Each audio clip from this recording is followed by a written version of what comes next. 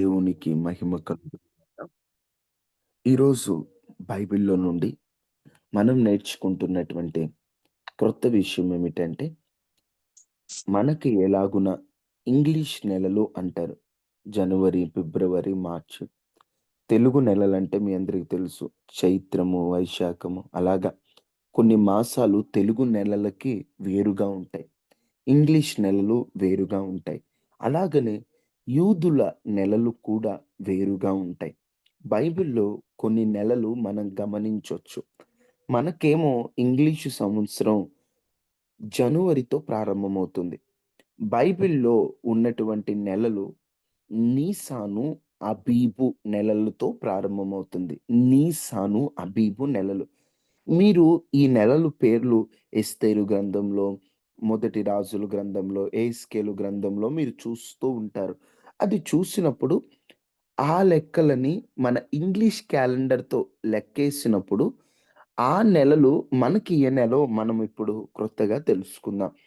నీసాను, అబీబు అనేటువంటి నెలలు యూదులకి ప్రారంభ నెల. మనకి జనవరి ఎలాగునో వాళ్ళకి నీసాను, అబీబు అనేటువంటి నెలలు ప్రారంభ నెలలు. ఆ నీసాను, అబీబు అంటే మన భాషలో మార్చి, ఏప్రిల్ నెలలు. మార్చి, ఏప్రిల్ నెలలు కలిపి అంటే మార్చి సగము నుండి ఏప్రిల్ సగం వరకు ఉండేటువంటి నెలలను నీసాను లేదా అబీబు నెలలు అంటారు. ఎస్తేరు గ్రంథం 3 అధ్యాయం 7 వచనంలో ఈ నీసాను నెల గురించి రాయబడి ఉంటుంది. తరువాత నెల జీప్ నెల. ఈ జీప్ నెల అనేటువంటిది ఏప్రిల్‌లో మిగిలిన రోజులు కలిపి జీప్ నెల. ఒకటి నీసాను, అబీబు నెల. 2 జీప్ నెల. జీప్ నెల అంటే మొ ఏప్రిల్ నెల మొదటి రాజులు 6 అధ్యాయము 1 వచనంలో ఈ జీప్ నెల గురించి రాయబడి ఉంటది. తరువాత నెల సీవాను నెల. తర్వాత నెల సీవాను అనే ఒక నెల. మనకిప్పుడు జనవరి, ఫిబ్రవరి ఎలాగనో యూదులకి సీవాను అనేటువంటి నెల. ఆ సీవాను అనేటువంటి నెల మే, జూన్ నెలలను కలిపి సీవాను నెల అంటారు. మే, జూన్ నెలలను కలిపి సీవాను నెల అంటారు. ఎస్తేరు గ్రంథం 8 అధ్యాయం 9 వచనంలో రాయబడి ఉంటుంది. ఆ తరువాత తమ్మూజు నెల. ఏ నెల? తమ్మూజు నెల. ఈ తమ్మూజు నెల అనేటువంటిది జూన్, జూలై నెలలో ఈ తమ్మూజు నెల వస్తుంది మన లెక్క ప్రకారం. ఎహెజ్కేలు గ్రంథం 8 అధ్యాయం 14 వచనం. తర్వాత నెల ఔ నెల. ఔ నెల. తమ్మూజు తర్వాత ఔ నెల. జూలై, ఆగస్ట్ నెలను కలిపి ఔ నెల అని చెప్పి ఔ నెల అని పిలుస్తారు. తర్వాతది ఎలూలు నెల. ఏ నెల? ఎలూలు నెల. ఆగస్టు, సెప్టెంబర్ ఆ 2 నెలలను ఆ నెలల్లో వస్తుంది ఎలూలు నెల. నెహెమ్యా గ్రంథం 6 అధ్యాయంలో ఉంటుంది. తర్వాతది ఎతని నెల. ఏ నెల? ఎతని నెల. ఎతని నెల అంటే సెప్టెంబర్, అక్టోబర్ కలిపి ఎతని నెల ఉంటుంది. సెప్టెంబర్, అక్టోబర్ కలిపి ఎతని నెల ఉంటుంది. తర్వాతది బూలు నెల. తర్వాతది ఏ నెల? బూలు నెల. బూలు నెల అంటే అక్టోబర్, నవంబర్ ఆ టైంలో వచ్చేటువంటి నెలలని బూలు నెల అని చెప్పేసని అన్నారు. అర్థమవుతుందమ్మా నా మాటలు? కొంచెం జాగ్రత్తగా గమనించండి. తర్వాతది కిస్లేపు నెల. ఏ నెల? కిస్లేపు నెల. ఏ నెల? కిస్లేపు నెల.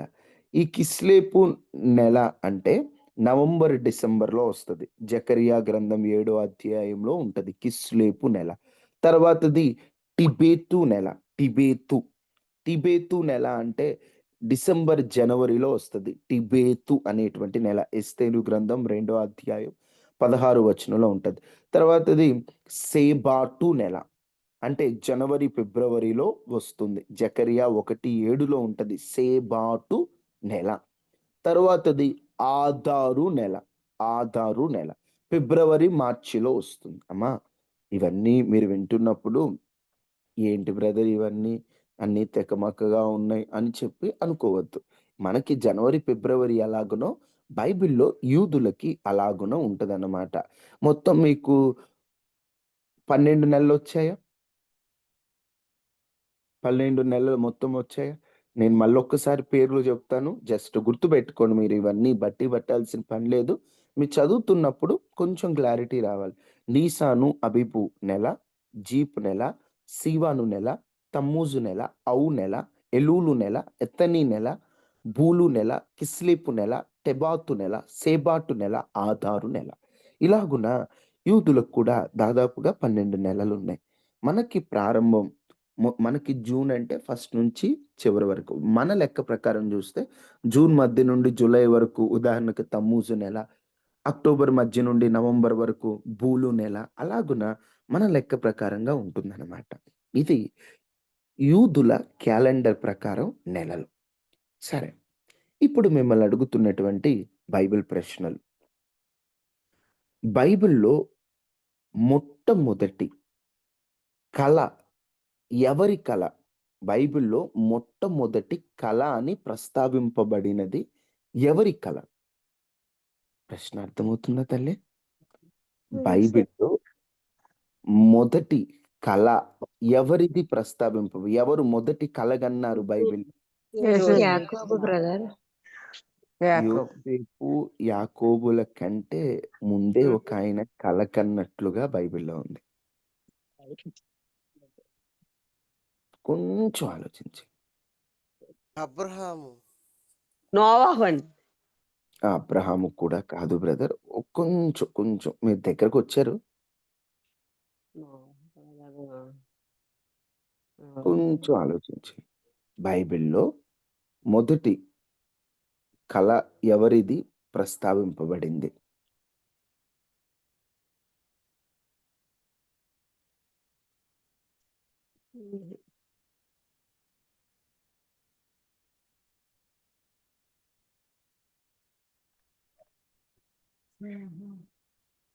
ఆలోచిస్తున్నారా? కొంచెం ఆలోచిస్తే మీకు అర్థమవుతుంది.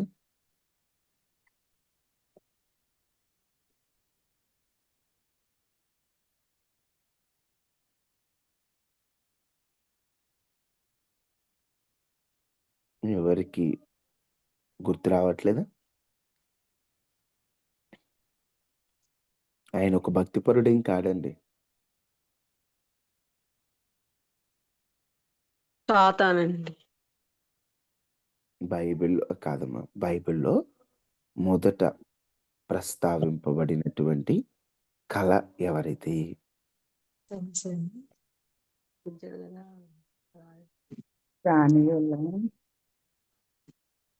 ఫరో కాదు. ఫరో కంటే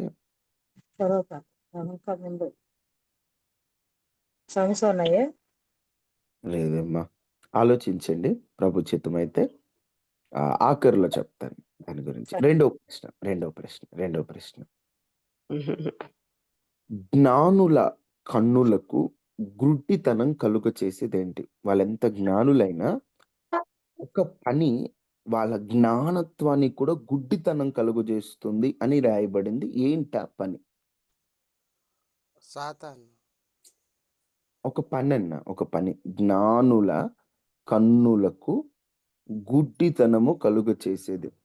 నేను జ్ఞానవంతులని గర్వం. అది పాత నిబంధనలో ఇజ్రాయేలీయులకు చెప్పబడినటువంటి మాటే.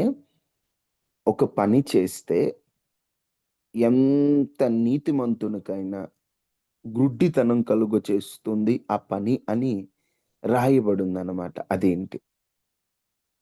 అహంకారమా? అహంకారం కాదన్న ఒక పని. సరే ఈ క్వెషన్‌కి మాత్రం నేను ఆప్షన్స్ ఇస్తాను. మీరు చెప్పండి. ఆప్షన్స్ ఆలోచించండి. జ్ఞానుల కన్నులకు గుడ్డితనం కలుగచేసేది 1 అవిధేయత, 2 భక్తిహీనత, 3 నిర్లక్ష్యం, 4 లంచం. భక్తిహీనతే బ్రదర్. బైబిల్ ఆధారంగా ఒకసారి ఆలోచించండి. అవిధేయత.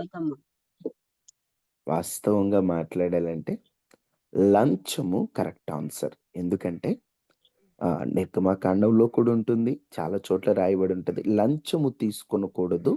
లంచము దృష్టి గలవానికి గుడ్డితనము కలుగ చేసి అని రాయబడి ఉంటది.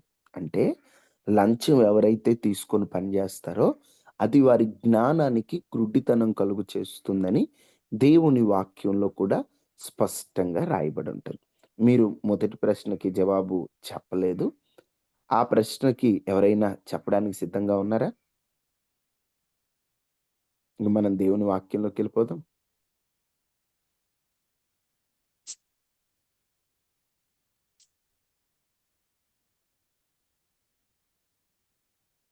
ఎవరు లేరా? ఓకే. నేనే చెప్పేస్తానైతే జవాబు. ఆహ్,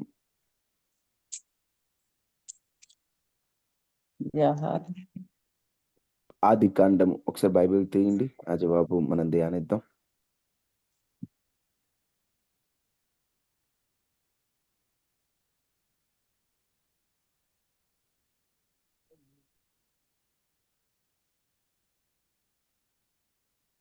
ఇరవయో అధ్యాయం. ఆదికాండము 20వ అధ్యాయం.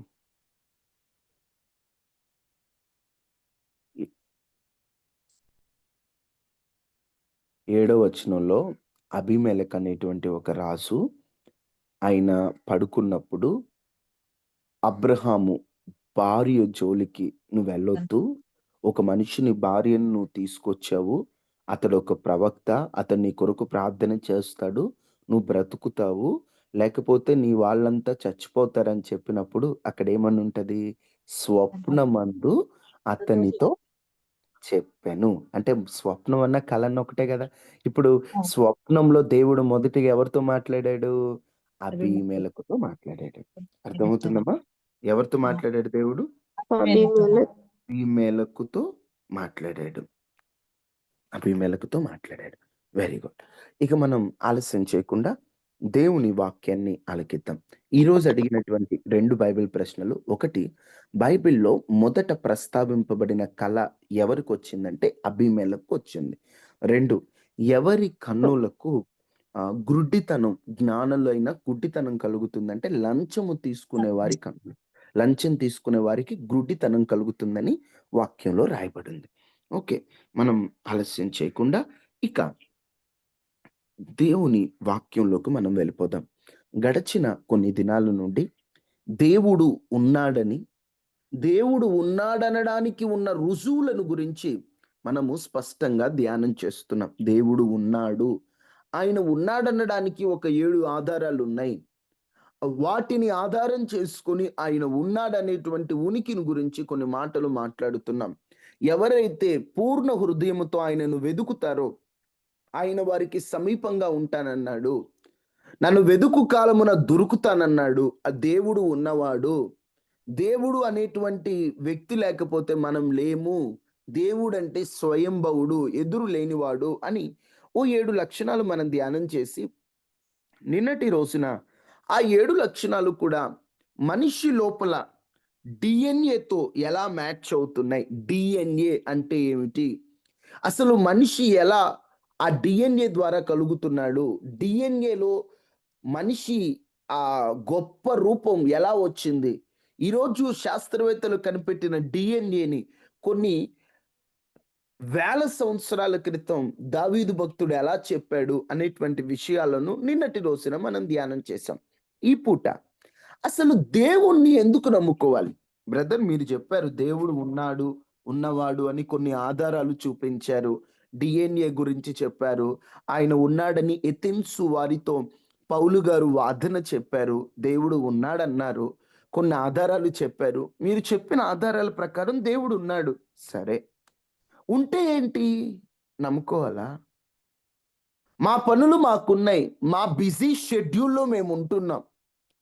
ఇలాంటి టైంలో మాకెందుకండి దేవుడు? దేవుణ్ణి ఎందుకు నమ్ముకోవాలి అనే ప్రశ్న కొందరికైతే, దేవుణ్ణి నమ్ముకుంటే ఆశీర్వాదాలొచ్చేస్తాయట, ఉద్యోగాలొచ్చేస్తాయట, అప్పులు తీరిపోతాయట, కష్టాలన్నీ పోతాయట, ఇబ్బందులన్నీ పోతాయట.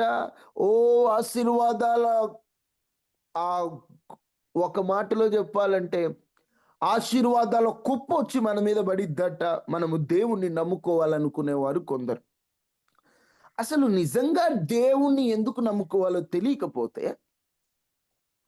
నమ్ముకున్న కొందరికి అది తెలియకపోతే ఇస్కరియోతు యోధాలాగా అమ్ముకునే పరిస్థితులొస్తాయి. నువ్వు దేవుణ్ణి నమ్ముతున్నప్పుడు ఎందుకు నమ్ముతున్నావనే ఒక క్లారిటీ నీకుండాలి. అది లేకపోతే ఏదో నమ్ముకున్నాం. కొంతమంది దేవుణ్ణి కొన్ని కార్యాల కోసం నమ్ముకుంటారు. ఆ కార్యం జరిగితే ఆ దేవుడు గొప్పోడు. అది జరగకపోతే లేదు దేవుడు నాకు అవసరం లేదు. అసలు దేవుడే లేడంటారు. అంటే స్వార్థముతో దేవుణ్ణి నమ్మేవారు కొందరు. దేవుని కోరికలు కోరొద్దని నేను చెప్పట్లేదు. దేవుడు కోరికలు తీర్చడని నేను చెప్పట్లేదు. కోరిక కోసమే నేను దేవుడిని నమ్ముకుంటానంటే అది స్వార్థం అంటాను. నువ్వు దేవుణ్ణి వెంబడిస్తే నీ కోరిక తీరుద్ది. కోరిక తీరడం కోసమే నేను దేవుణ్ణి వెంబడిస్తున్నానంటే అది ఖచ్చితంగా స్వార్థం లాగానే ఉంటుంది. అందుకనే ఈరోజు మనిషి దేవుణ్ణి ఎందుకు నమ్ముకోవాలో తెలియాలి. మనిషి దేవుణ్ణి ఎందుకు నమ్ముకోవాలో త్వరగా కొన్ని విషయాలు మీతో మాట్లాడి ముగిస్తాను. అందరూ జాగ్రత్తగా వినండి. మనిషి దేవుణ్ణి ఎందుకు నమ్ముకోవాలి? నెంబర్ 1, అందరూ బైబిల్ తెరచి కొన్ని మాటలు ఆదికాండం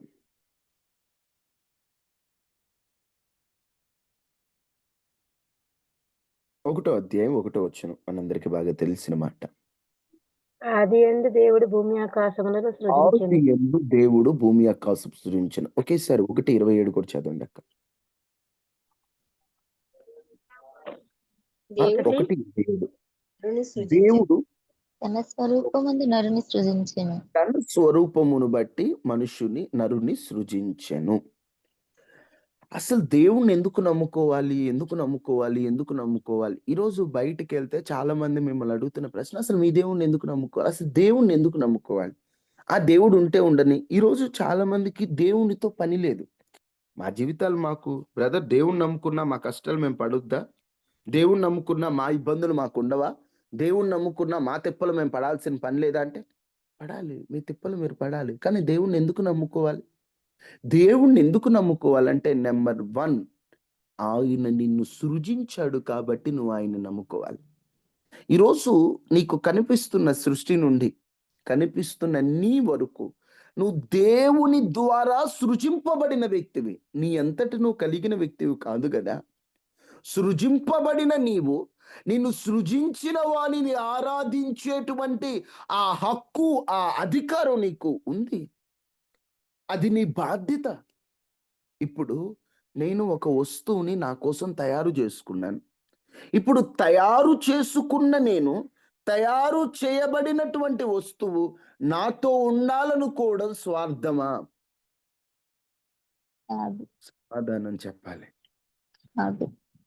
నేను ఒక వస్తువుని తయారు చేసుకున్నా, అది నాతో ఉండాలనుకోవడం, అది నాకే పని చేయాలి, నన్నే పూజించాలనుకోవడం స్వార్థమా? స్వార్థం కాదు బ్రదర్. నేను నా రూపుతో నా చేత్తో తయారు చేసుకు అది నాదవుద్ది. ఇప్పుడు దేవుడు ఆదియందు భూమి ఆకాశములను సృజించెను. తరువాత తన పోలిక చొప్పున తన స్వరూపంలో మనిషిని చేస్తే ఆ మనిషి దేవునిలో ఉండాలనుకోవడంలో దేవుడి పొరపాటేముంది? నిజంగా మనిషి ఎందుకు దేవుని నమ్ముకోవాలంటే నిన్ను సృజించాడు ఆయన. ఇప్పుడు అమ్మా నాన్న ఎందుకు చూసుకోవాలిరా అంటే ఏమంటారు? నన్ను కన్నారు, వాళ్ళు కన్నారు కాబట్టి చూసుకోవాలి. వెరీ గుడ్, మంచి ఆలోచన. ఇప్పుడు నిన్ను కన్న తల్లిదండ్రులని, నిన్ను కన్నారని నువ్వు వారిని పట్టించుకోవాలి, వారిని ప్రేమించాలి, వారికి ఉన్నటువంటి అవసరములు తీర్చాలి, వారి కోసం పని చేయాలి, వారి కోసం నువ్వు కష్టపడాలి. 24 గంటల్లో దాదాపు 10 గంటలు పైగానే కష్టపడుతుంది. ఎవరి కోసం? కుటుంబం కోసం కాదమ్మా. ఊర్లకు వెళ్ళి తిప్పలు పడుతుంది కుటుంబం కోసం కాదా? ఎందుకు పడుతున్నావు? నా కన్న బిడ్డలండి, లేదా నన్ను కన్న తల్లిదండ్రులండి, వాళ్ళ కోసం నేను కష్టపడే బాధ్యత నాకుంది అంటున్నావు. Very good. నిన్ను కన్నవారి కోసం, నీవు కన్నవారి కోసం నువ్వంత కష్టపడుతున్నావే. నిన్ను సృజించిన దేవుణ్ణి నువ్వు ఆరాధించాలనడం, నమ్ముకోవాలనడం, ఆయన్ని ఆశ్రయించాలనడం పొరపాటేముంది? ఎందుకంటే ఆయన నిన్ను సృజించాడు. ఆయన సృజించినప్పుడు నువ్వు ఆయన కోసం ఏం కష్టపడుతున్నావు? నీ కుటుంబం కోసం కష్టపడుతున్నావు. సూపర్, మంచిది, కష్టపడాలి. నిన్ను సృజించిన దేవుని కోసం నువ్వేం కష్టపడుతున్నావు? నిన్ను కలుగు చేశాడు కదా. నిన్న మనం ధ్యానించాం. దావీదు అంటాడు, నీవు నన్ను కలుగు చేసిన విధము చూడగా నాకు ఆశ్చర్యం భయమేస్తుంది అంటాడు. మనకు కూడా దేవుడు మనల్ని ఎలా కలుగు చేశాడో, తల్లి గర్భములో మీకు చెప్పాను, ఒక గోధుమ గింజను 10,000 ముక్కలు చేస్తే ఎంత ముక్కలు అవుతాయో, ఆ ఒక్క ముక్క ఎంత ఉంటుందో, తల్లి గర్భములో పిండముగా ఏర్పడినప్పుడు మనం అంత చిన్న సైజు నుంచి ఇంత భారీ మనిషిని దేవుడు సృజించినప్పుడు, తల్లి గర్భములో DNA ద్వారా దేవుడు ఒక మనిషిని తయారు చేయించి ఆ మనిషికి ఒక రూపం ఇచ్చినప్పుడు, ఈ రూపం పొందుకున్న మనిషి, జ్ఞానం పొందుకున్న మనిషి, దేవుణ్ణి నువ్వు లేవు అనేవారు కొందరైతే, నిన్నెందుకు నమ్ముకోవాలి అనేవారు కొందరు. నువ్వెందుకు నమ్ముకోవాలంటే ఆయన నిన్ను సృజించాడు కాబట్టి నువ్వు నమ్ముకోవాలి. ఆయన నిన్ను కలుగు చేశాడు కాబట్టి నువ్వు నమ్ముకోవాలి. ఆయన లేకుండా నీవు లేవు కాబట్టి నువ్వు నమ్ముకోవాలి. మొదటిది ఇదేనండి. చాలా మంది నేను తల్లి గర్భంలో వచ్చా, తల్లి గర్భంలోకి వెళ్ళావు, తల్లి గర్భములో నువ్వు పిండంగా తయారవడానికి కారణం ఏంటి? తల్లి పోషకం అందిస్తున్నప్పటికీ కూడా ఆ DNA ద్వారా ఒక రూపం ఏర్పడి కాళ్ళు, చేతులు, కళ్ళు, ముక్కు, నోరు, తల ఇవన్నీ ఏర్పడడానికి కారణం ఏంటి? ఎలా ఏర్పడ్డా ఈ సృష్టి? దేవుడు నిన్ను కలుగు చేశాడు. దేవుడు నిన్ను కలుగు చేశాడు. ఈరోజు మనిషి దేవుడు కలుగు చేశాడని నమ్ముతారు, దేవుణ్ణి మాత్రం నమ్మట్లేదు. దేవుణ్ణి నమ్మట్లేదు. నిన్ను కలుగ చేశాడు ఆయన. నువ్వు ఆయన రూపించడం ద్వారా వచ్చావు. ఒక తండ్రిలో నుండి తల్లిలోకి కొన్ని మిలియన్ కణాలు బయలుదేరినప్పుడు వాటిలో ఒక్కటి మాత్రమే తల్లి అండాశయములోకి చేరి ఆ ఒక్కటే పిండంగా మారుతుంది. అంటే నీతో పాటు జన్మించడానికి కొన్ని వేల కోట్ల మంది పోటీ పడ్డారు. నీ పుట్టికే ఒక విజయం అనడంలో తప్పు లేదండి. ఎందుకంటే నీవు పుట్టే క్రమంలో చాలా మంది పుట్టాలని ప్రయత్నం చేసి వారందరూ విఫలమైపోయినా నిన్ను దేవుడు కలుగజేశాడు. నీ పట్ల ఆయన ప్రణాళిక అన్ని కణాలలో ఒక్కటే దేవుడు ఆ ఒక్కటే వెళ్తుంది. ఆ ఒక్కటే నువ్వు నేను. ఆ ఒక్కటే. ఎన్నో ఉంటాయండి, చదువుకుంటున్న వారికి తెలుసు, ఎన్నో ఉంటాయి. వాటిలో ఒకటి మాత్రమే బిడ్డగా తయారవుతుంది. ఆ ఒకటే మనం ఏదో యాదృచ్ఛికంగా జన్మించలేదండి. కొంతమంది అనుకుంటారు ఏదోలే, మా అమ్మ నాన్న ఏదో కన్నారు నన్ను అంటారు. కానీ నువ్వు తల్లి గర్భంలో పడ్డావంటే నీ పట్ల నిన్ను కలుగు చేసిన దేవునికి సృష్టి, ఆయన ఒక ఆలోచన ఉంది. ఆయన సృష్టికర్త, అందుకే ఆయన్ను నమ్మాలి. ఒకటి, దేవుణ్ణి ఎందుకు నమ్మాలమ్మా? ఆయన మనలను సృజించాడు కాబట్టి మనం దేవుణ్ణి నమ్మాలి. అర్థమవుతుందా? 2, దేవుణ్ణి ఎందుకు నమ్మాలి? దేవుణ్ణి నమ్మవలసిన అవసరం ఏంటి? ఉదాహరణకి నీ శరీరం ఉంది. ఈ శరీరము కొన్నాళ్ళు భూమి మీద బ్రతుకుతావు. ఓ 70 ఏళ్ళు, 80 ఏళ్ళు, ఆయుష్ బాగుంటే 90 ఏళ్ళు. 90 ఏళ్ళు బ్రతుకుతావు. తర్వాత ఏమవుతుంది? చనిపోవాలి. చనిపోవడం అంటే ఏంటి? శరీరము నుండి ఆత్మ వేరైపోవడం. అంటే ఇప్పటి వరకు నీ శరీరము, ప్రాణము, ఆత్మ 3 కలిసి ఉన్నాయి. ప్రాణ, ఆత్మ, శరీరం. శరీరములో ఆత్మ ఉంటే ప్రాణం ఉంటుంది. శరీరముని ఆత్మ వదిలిపెడితే ప్రాణం పోతుంది. ఇప్పుడు మీ అందరికీ తెలుసు, మనిషి అక్కడే ఉంటాడు. మనిషి చచ్చిపోతే ఏమంటావు? అయ్యో మమ్మల్ని వదిలేసి వెళ్ళిపోయావు అని ఉట్టి శరీరాన్ని 1 రోజు ఉంచుతారు మహా అయితే. లేదా దూరపూర్వోళ్ళు రావాలంటే 2 రోజులు ఉంచుతారు. 2వ రోజు సాయంత్రానికి దాన్ని ఏం చేయాలి? భూస్థాపితం చేయాలి. లేకపోతే ఏమవుతుంది? దుర్వాసన వచ్చేస్తుంది. అప్పటికే 1 రోజు దాటిపోతే చనిపోయిన వాళ్ళ శరీరంలో మార్పులు మొదలవుతుంటాయి. మొహం అంతా నల్లగా, చనిపోయినప్పుడేమో నిద్రపోతున్నట్లు కనిపిస్తారు. గంటలు గడిచే కొద్దీ రూపం మారిపోతా ఉంటది. వారు నల్లగా మారిపోతుంటారు. వారి శరీరంలో ఉన్న కొన్ని భాగాలు ఉబ్బుతూ ఉంటాయి, బరువు పెరిగిపోతూ ఉంటారు. అంటే మనిషి అక్కడే ఉన్నాడు, కానీ ఆ మనిషిలో ఏమీ లేదు, ఆత్మ లేదు. అర్థమవుతుందమ్మా? అయ్యా నన్ను వదిలేసి వెళ్ళిపోయావా అయ్యా అంటారు. మనిషి అక్కడే ఉన్నాడు కదా. ఎవరు వదిలేశారు ఇప్పుడు? చెప్పాలమ్మా, ఎవరు వదిలేశారు? ఆత్మ వెళ్ళిపోయింది. ఇప్పుడు ఆత్మ వెళ్ళిపోయింది కదా, ఈ ఆత్మ ఎక్కడికి వెళ్తుంది? ఆ ఆత్మ ఎక్కడికి వెళ్తుందో ఆ ఆత్మని ఇప్పుడు మనిషి అనుకుంటాడు, అది చచ్చిపోవడమే ముగింపురా, ఇంక చచ్చిపోయిన తర్వాత ఏమవుతుందిరా అనుకుంటారు. కానీ ఇప్పుడు నువ్వు ఆలోచించండి, నీ శరీరంలో ఆత్మ ఉందని నమ్ముతారు. ఆత్మ ఉందని ప్రతి ఒక్కడు నమ్మాల. ఎందుకంటే జ్ఞానం ఉన్న ప్రతి ఒక్కరికి ఆత్మ ఉంటుంది. ఆత్మ ఉంది కాబట్టే వారి మనస్సాక్షి వారితో మాట్లాడుతుంది. వారు చనిపోయినప్పటికీ కూడా వారి బాడీ అక్కడే ఉంటున్నా ఏదో వారిని విడిచి వెళ్ళిపోతుంది ఆత్మ. ఇప్పుడు ఈ ఆత్మ ఎక్కడికి వెళ్ళాలి? రెండు మార్గాలు. ఒకటేమో నిత్య నరకమానికి మార్గమైన పాతాళం, మరొకటేమో పరదేశి. పరదేశి వేరు, పరలోకం వేరు. పాతాళం వేరు, నరకం వేరు. పరదేశి అంటే ప్రభువు రాకమునుపు క్రైస్తవులు అంటే క్రీస్తును ఎరిగిన వారు ఉండేటువంటి ప్రదేశమేమో పరదేశి. యుగయుగాలు నరకంలో అల్లాడేటువంటి ఇదేమో పాతాళం.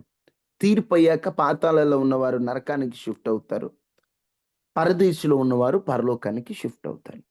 ఇప్పుడు ఈ పరదేశికి వెళ్ళాలి. ఈ పరదేశికి వెళ్ళాలంటే, ఈ పరదేశికి వెళ్ళాలన్నా, పాతాళానికి వెళ్ళాలన్నా ఈ చనిపోయిన తర్వాత దేవుని ద్వారా మాత్రమే సాధ్యం.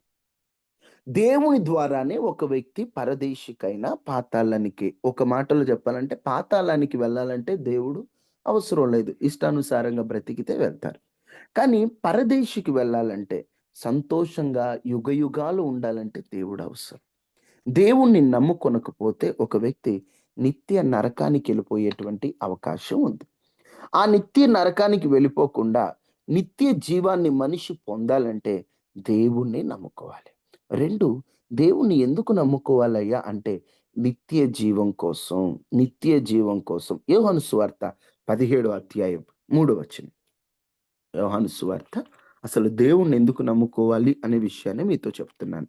వాటిలో రెండవది నిత్య జీవం. నిత్య జీవం అంటే ఏంటి? పరదేశి, తర్వాత పరలోకం.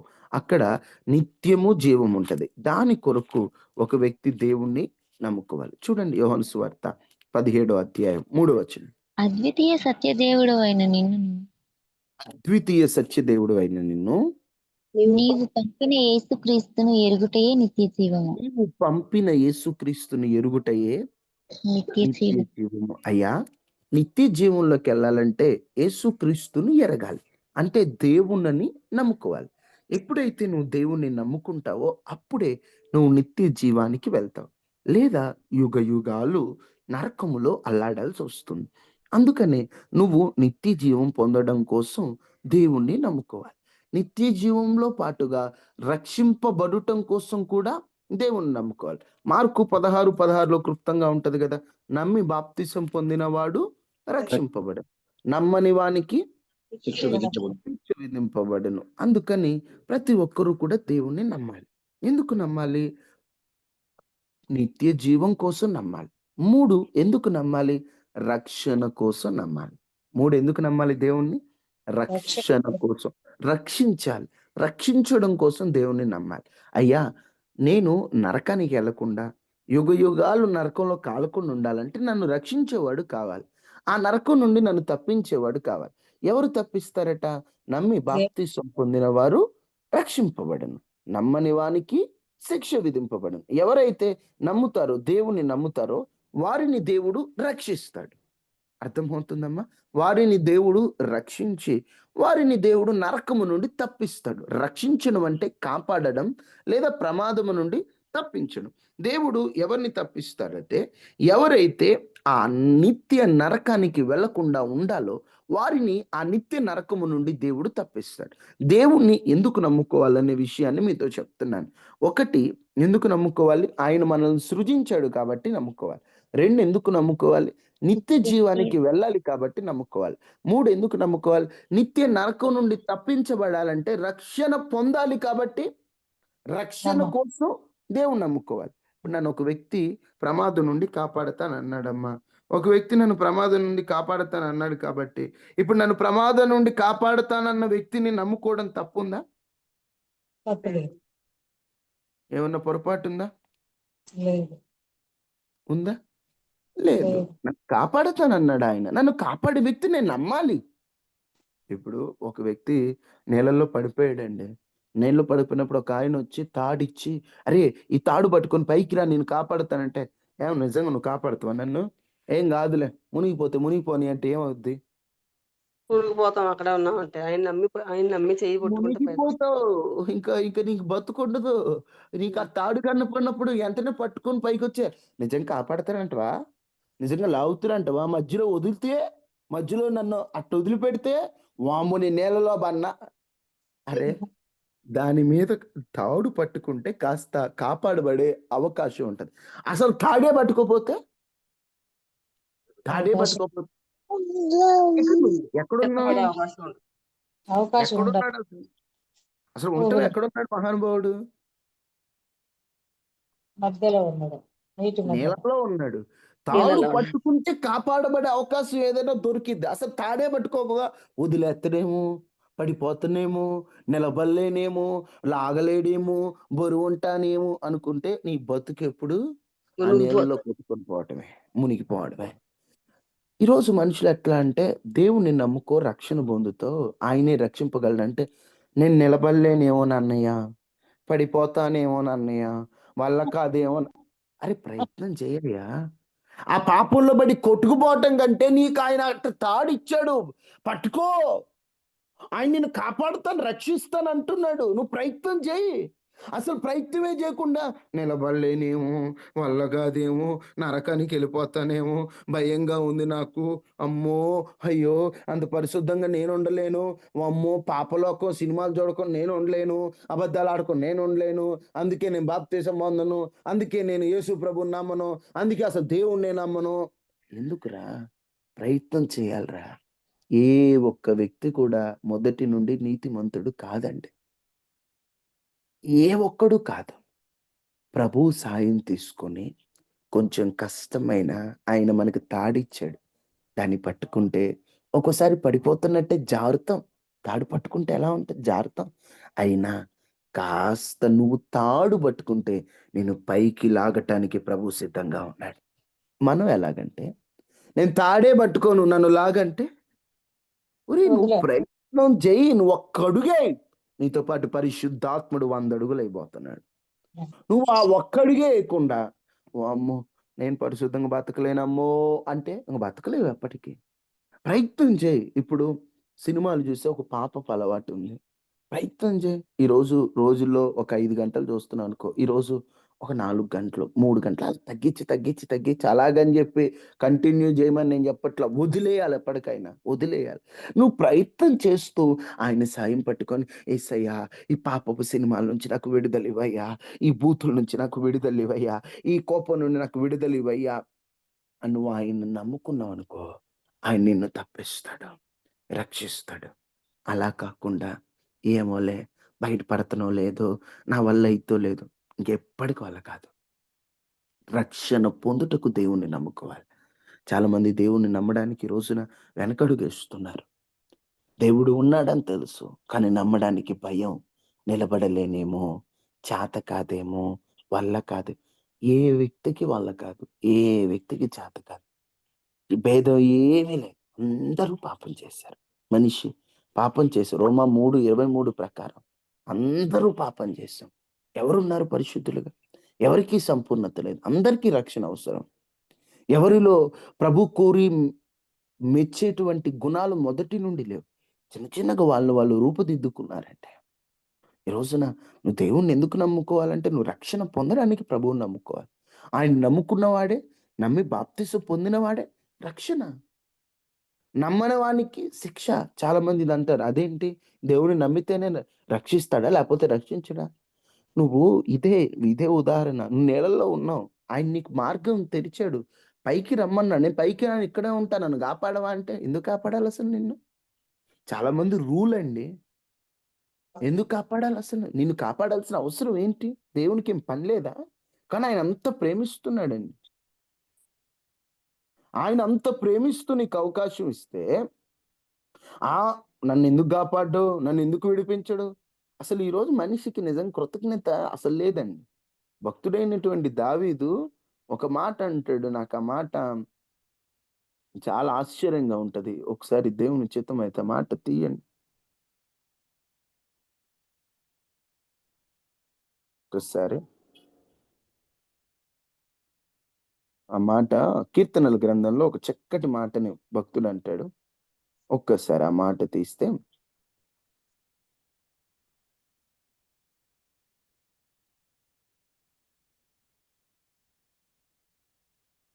8వ అధ్యాయం 4వ వచనం.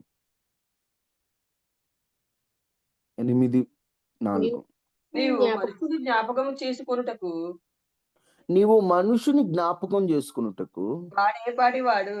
వాడు ఏ పాటివాడు? నీవు నరపుత్రుని దర్శించుటకు నీవు నరపుత్రుని దర్శించుటకు వాడే పాటివాడు. వాడు ఏ పాటివాడు? అయ్యా, అసలు నువ్వు మనుషుల్ని జ్ఞాపకం చేసుకోవడానికి మనిషి ఏ పాటోడు? అసలు నువ్వు దర్శించడానికి వాడు ఏ పాటోడు మనిషి? ఈరోజు ఈ మనిషి అసలు యోగ్యత లేని మనిషికి దేవుడు విలువైన రక్షణ ఇస్తానంటే మనిషికి ఎంత పొగరో, ఎంత అహంకారమో, ఎంత మనిషికి దేవుడు కాపాడుకు ఏం చేస్తాడు? రే, ఆయన కాపాడడానికి నీకు అవకాశాలు ఇస్తున్నాడు. ఈ సంవత్సరమైనా ఫలిస్తావేమో, ఈ సంవత్సరమైనా బ్రతుకు మార్చుకుంటావేమో, ఈ సంవత్సరమైనా నా కొరకు నిలబడతావేమోనని దేవుడు అవకాశం ఇస్తున్నాడు. అవకాశాన్ని మిస్యూజ్ చేసేసుకుంటున్నారు ఈ రోజున. అవకాశాన్ని ఇష్టానుసారంగా వాడుకుంటున్నారు ఈ రోజున. అవకాశాన్ని నచ్చినట్లు, వాళ్ళకి నచ్చినట్లు వాళ్ళు బ్రతుకుతున్నారు. రక్షణ కోసం దేవుణ్ణి నమ్ముకోవాలి. ఈ రోజున ఇంకా నువ్వు రక్షణ పొందలేదా?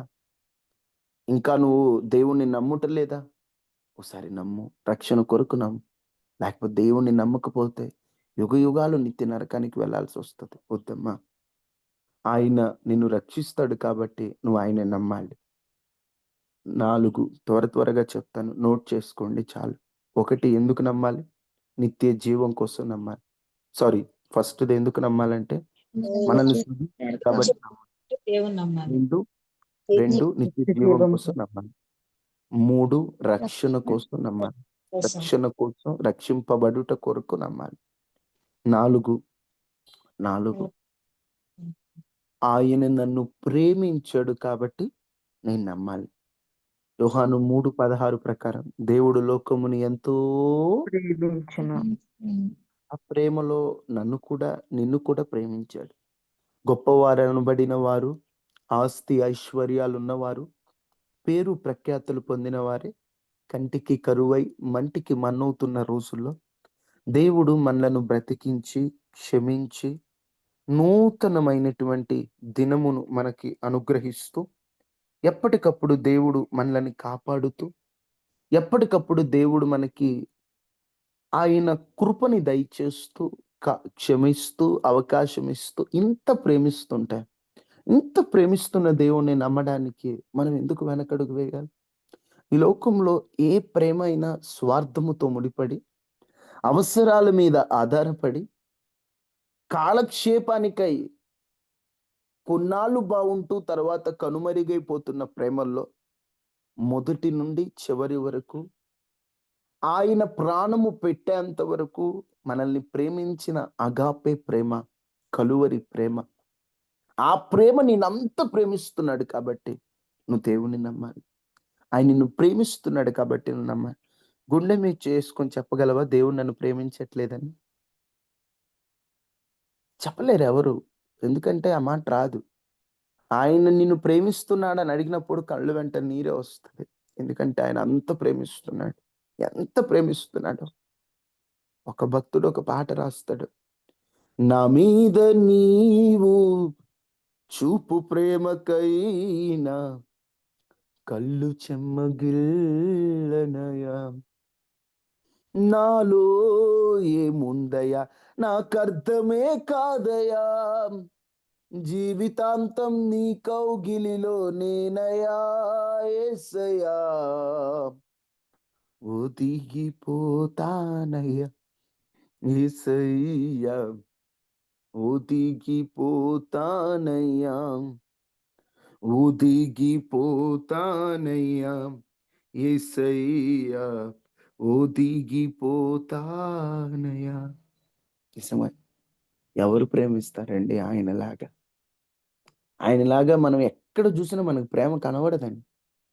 ఒకవేళ వాళ్ళు నన్ను ప్రేమిస్తున్నారు, ఈళ్ళు నన్ను ప్రేమిస్తున్నారు అంటే కొన్నాళ్ళకు నువ్వే అంటావు చూడు, లేదు బ్రదర్ ఆ ప్రేమలో స్వార్థం ఉంది. ఈరోజు దేవుని ప్రేమ మనిషికి అర్థం కావట్లేదు. దేవుడు ఎంత ప్రేమిస్తున్నాడు. ఇందాక మనం చదువుకున్న మాట ప్రకారం అసలు మనం ఏ పాఠంలో అసలు మనల్ని ఎందుకు గుర్తు చేసుకోవాలి దేవుడు? అసలు మనల్ని ఎందుకు కోరుకోవాలండి? మనం ఎంత, మన బతుకెంత? ఈ యూనివర్స్‌ని సృజించిన దేవుడు నిన్ను కావాలనుకోవడం ఏంటిది అసలు? మైండ్ పోతది ఆలోచిస్తుంటే. ఏంటసలు? ఈ యూనివర్స్ ఇంత ప్రపంచం ఇంత ఇంత కోట్ల మంది ప్రజలు నన్ను కావాలనుకున్నాడే. ఆయన పిలవకుండా వచ్చాడనుకుంటున్నావు నువ్వు ఆయన దగ్గరగా? నువ్వు ఆయన దగ్గరికి వచ్చావనుకుంటున్నావా? ఆయన నిన్ను ఆకర్షిస్తేగా నువ్వు రాలా. ఈరోజు ఎవరో చెబితేగా నువ్వు ప్రార్థనలో ఉండట్లా. ఏదో అన్‌ఎక్స్‌పెక్టెడ్‌గా అనుకోకుండా నువ్వు దేవుళ్ళో ఉండట్లా. ఆయన్ని ఏర్పాటు చేసుకొని ఉన్నాడు. ఆయన నిన్ను పిలుచుకున్నాడు. ఇంత చేశాడా ఆయన నీకోసం? ఆయనెందుకు నమ్మలేకపోతున్నావు? ఆయన ప్రేమ వెలకట్టలేనిది. ఆయన ప్రేమ గాయములు కట్టేది. ఆయన ప్రేమ నీ కొరకు పరలోకమును విడిచింది. ఆయన ప్రేమ ఇప్పటికీ చేతులు చాచి నిన్ను పిలుస్తూనే ఉంది. ఆయన ప్రేమ గాయపరిచిన నిన్ను ప్రేమించేది. ఎన్నిసార్లు గాయపరిచాం? పలుమార్లు తప్పిపోయినే, పాపములో పడిపోతిని, నీ ప్రేమకు దూరమయినే, నిన్నేనే గాయపరిచితి. అయినా ఓ దేవా నీవే నన్ను హత్తుకొంటివే, పాపమును క్షమించితివే, పరిశుద్ధపరచినావే. నిజమే కదా? ఎన్నిసార్లు ఆయన గాయపరిచాం? ఇంకా మనల్ని ప్రేమిస్తూ ఈ ప్రేమను బట్టి అయినా నమ్ముకుందామండి పూర్తిగా. ఏమొద్దయ్యా నువ్వు నాకు ఆశీర్వాదాలు ఇవ్వకపోయినా పర్లేదు, నా ప్రార్థన అవుతుంది. ఓ నన్ను ఉన్నత స్థాయిలో పెట్టకపోయినా నువ్వు నన్ను ప్రేమిస్తున్న ప్రేమకైనా నీకోసం బతికేస్తానయ్యా. ఈ లోకంలో ఒక మనిషి ప్రేమిస్తే ఏదో ఒకటి ఆశించే ప్రేమిస్తారు. తెలివి ఉన్నోడిని, జ్ఞానం ఉన్నోడిని, తలాంతులున్న వాడిని ఎవరైనా ప్రేమిస్తారు. కానీ అందరి చేత తృణీకరింపబడుతూ, అవమానింపబడుతూ, ఏమాత్రం యోగ్యత లేని నన్ను ఎవరు ప్రేమిస్తారయ్యా? కానీ నువ్వు ప్రేమించావు దేవా, నువ్వు ప్రేమించావు. అందుకే నేను నిన్ను నమ్ముతున్నానయ్యా. మీకు ఇప్పటివరకు చెప్పినవి కొన్ని, మిగతావి రేపు చెప్తాను. ఒక వ్యక్తి దేవుణ్ణి ఎందుకు నమ్ముకోవాలంటే, దేవుడు మనల్ని సృజించాడు కాబట్టి నమ్ముకోవాలి. 2, దేవుడు మనకు నిత్య జీవాన్ని ఇస్తాడు కాబట్టి నమ్ముకోవాలి. 3, దేవుడే రక్షించగలడు కాబట్టి నమ్ముకోవాలి. 4, దేవుడు నన్ను ప్రేమిస్తున్నాడు కాబట్టి నేను నమ్ముకోవాలి. దేవుడు నా ఎడల ప్రేమ ఉంది కాబట్టి నేను నమ్ముకోవాలి. ప్రార్థన చేసుకుందామా? దేవా, నువ్వు నన్ను ఇంత ప్రేమిస్తున్నా, నీ ప్రేమను నేను అర్థం చేసుకునే రోజులు, నీకోసం నేను జీవించకుండా నా స్వార్థం కొరకు నేను బ్రతికిన రోజులు, నిన్ను నమ్మడంలో నేను అవిశ్వాసపడిన రోజులు, నా స్వార్థం కొరకు నేను ఇన్నాళ్ళు వెంబడించాను. నువ్వు మేలు చేస్తావు, కానీ మేలు కోసం నేను వెంబడించే వ్యక్తిగా నేను ఉండకూడదు.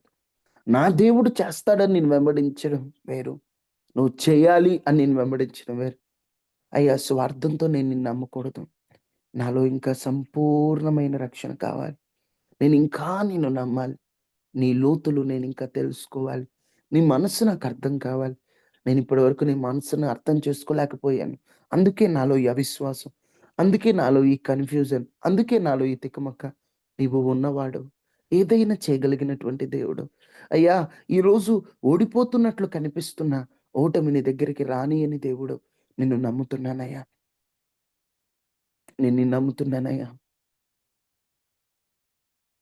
నేను నిన్ను నమ్ముతున్నానయ్యా. అందరూ ప్రార్థన చేసుకోండి.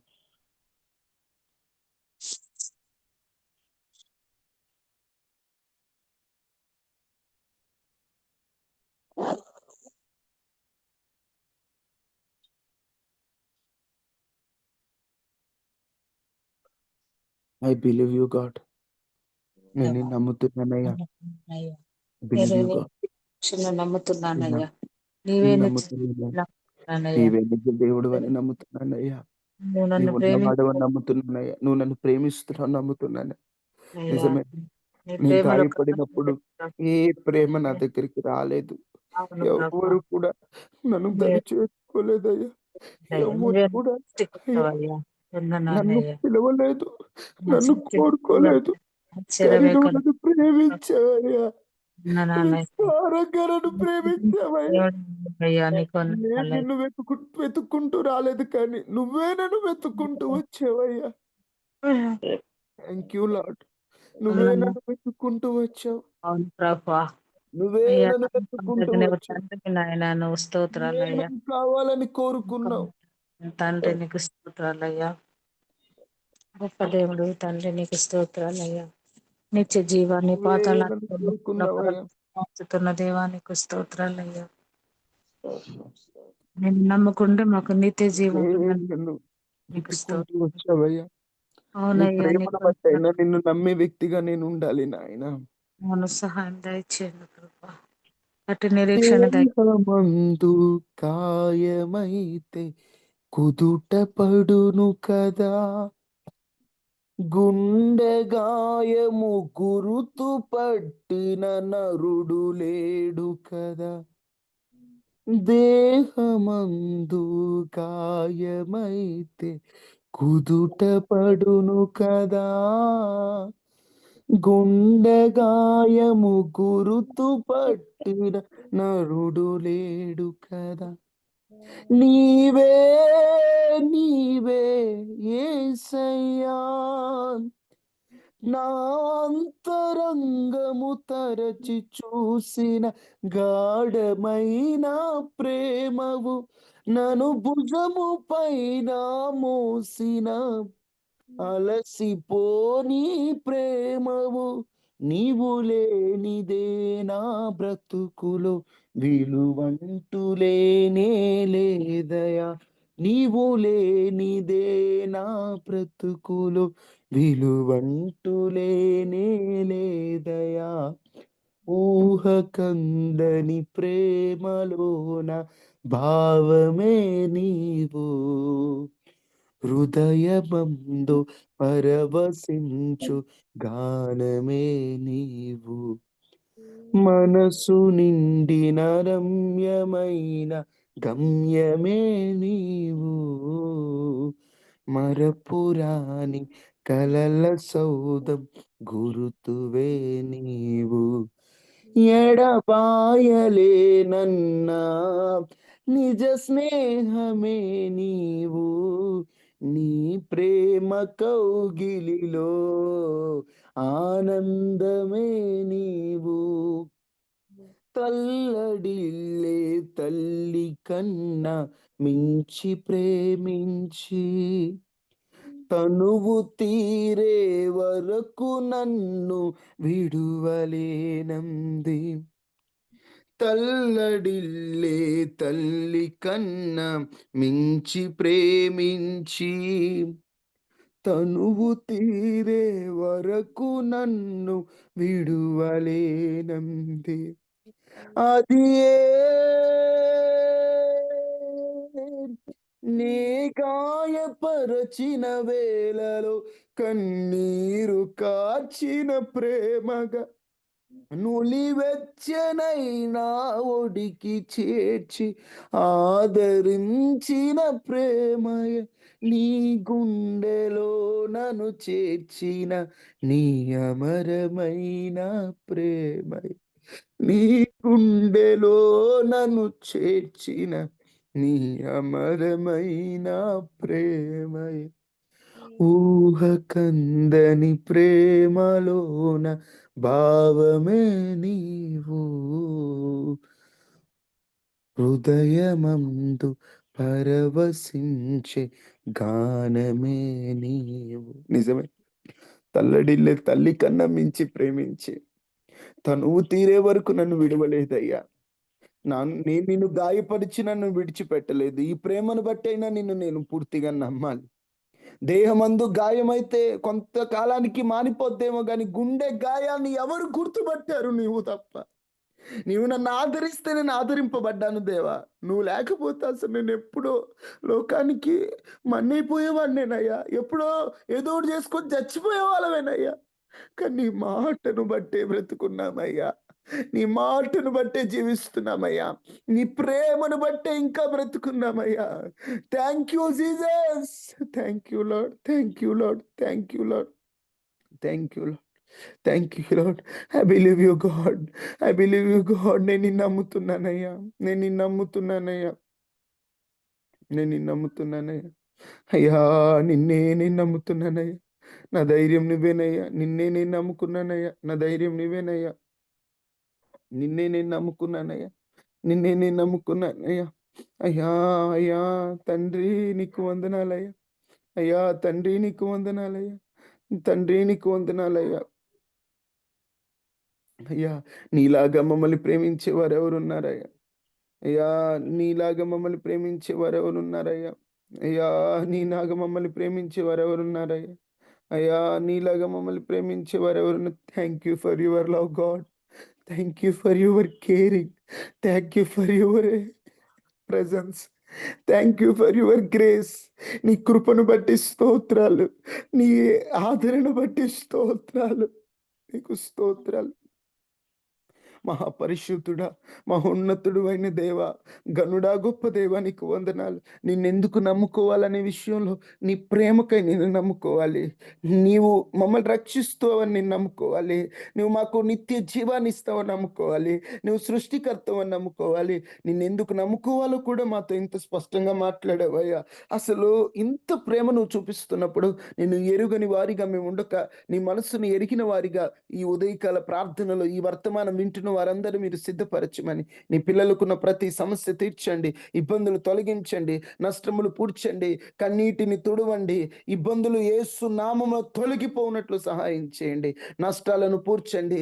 నీ పిల్లల పక్షాన మీరుండండి, దయ చూపించండి, ఆశ్రయంగా ఉండండి, ఆదుకోండి నాయనా. మీరు దీవించమని నీ పిల్లల్ని మీరు ఒక్కసారి జ్ఞాపకం చేసుకోండి. ఎవరైతే ఏ సమస్యలతో పాల్గొన్నారో ఆ సమస్యలు మీరు తీర్చండి అయ్యా. ఆ ఇబ్బందులు తొలగించండి అయ్యా. మా సహోదరుడు అయ్యా మారుతి బ్రదర్ ప్రేయర్ చేయమని చెప్పారు అయ్యా. తండ్రి, ఈరోజు విజయవాడ ఎగ్జామ్ ఉందయ్యా. వారు ప్రయాణంలో ఉండి కూడా ప్రార్థనలో జాయిన్ అయ్యారు.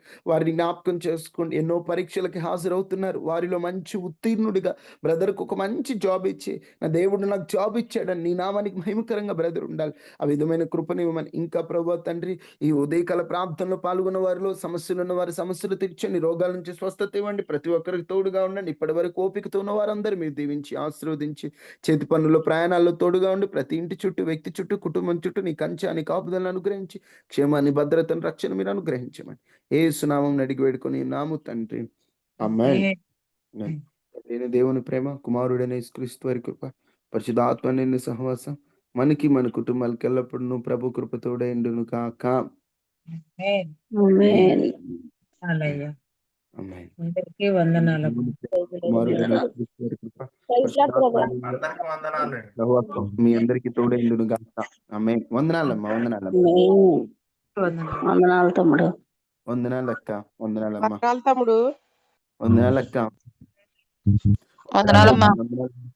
వందనాలమ్మా. వందనాలయ్యా. వందనాలమ్మా. వందనాలమ్మా. ప్రైజ్ లాడమ్మా. ప్రైజ్ లాడ్ మోజీ. Praise Lord. ప్రైజ్ లాడక్క.